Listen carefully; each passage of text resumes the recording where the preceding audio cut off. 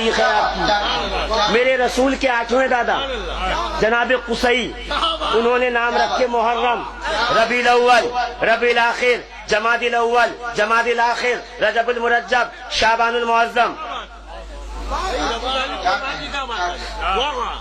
میں دیکھیے میں وہاں لے جا رہا ہوں جہاں لوگ راز چھپاتے ہیں. ہمارے پاس کھلے راز ہیں، ہمارے پاس آئیے. اس لیے کہ ہم ابن الوقت کی کوئی رعایت نہیں کرتے.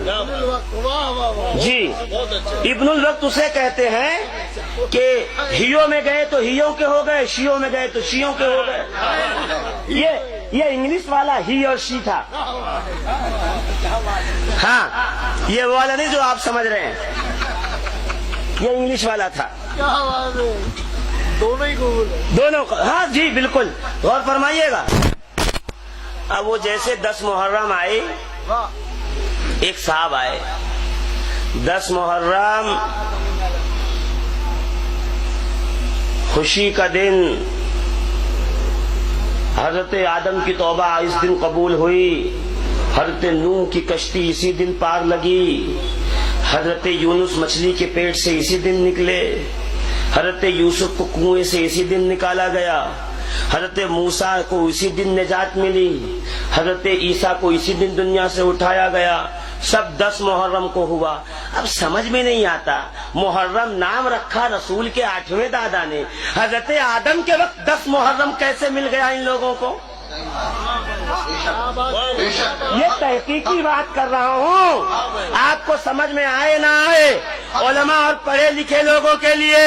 ارے جب محرم کا نام محرم تھا نہیں تو 10 محرم والی روایت لائے کہاں سے؟ پتہ یہ چلا غم حسین میں ہماری آنکھیں نہ بھیگیں، اس لیے یار لوگ پیترے بدل رہے ہیں.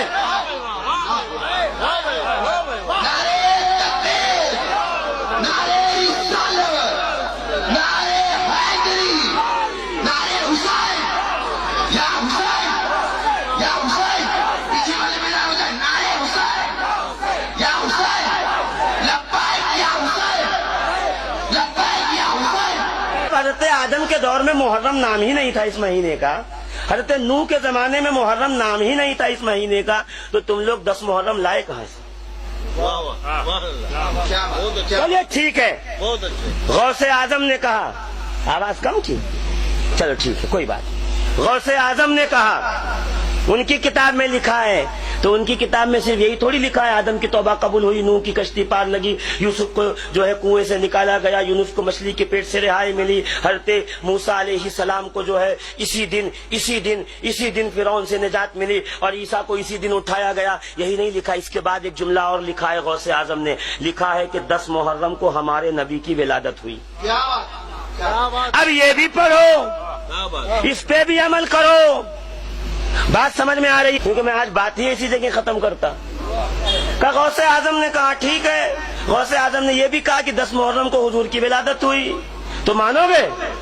وہ تو 12 ربیع الاول کو ہے. پتہ یہ چلا جس نے یہ جھوٹی بات پھیلائی وہ یہ بھول گیا کہ آنے والے وقت میں کچھ پڑھے لکھے لوگ بھی پیدا ہوں گے. سب جاہل جڑپ نہیں ہیں، سنی سنائی بات کرنے والے. چلو مان لیا کہ 10 محرم کو ہر نبی کو کچھ نہ کچھ انعام ملا، مگر میں یہ تو چاہنے والا، اتباع کرنے والا اپنے نبی کا ہوں، تو ہر نبی خوش ہوئے ٹھیک، مگر 10 محرم کو میرے نبی نے کیا کیا؟ ہمارے لیے تو وہ ہے نا اصل.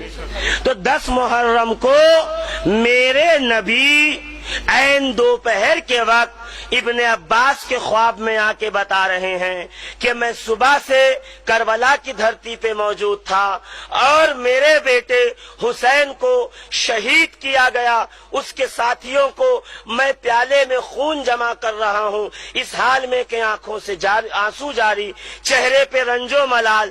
پتہ یہ چلا کہ رسول خدا علیہ التحیۃ والثناء 10 محرم کو خوش نہیں ہے بلکہ مغموم ہے، آنسو بہا رہے ہیں. اب آدم علیہ السلام، نوح علیہ السلام، موسیٰ علیہ السلام کو کیا ملا؟